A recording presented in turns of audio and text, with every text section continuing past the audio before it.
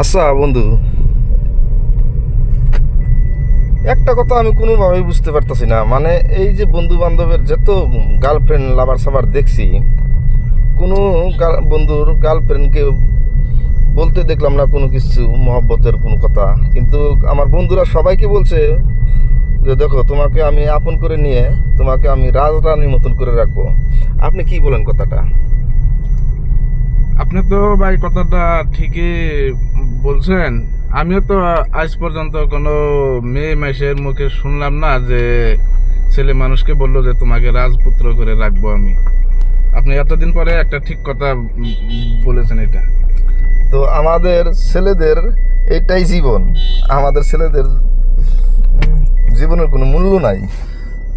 মানে সব কিছু, মানে কি বলবো আর, বুঝতেই পারছেন সবাই যারা ভিডিওটা দেখলেন।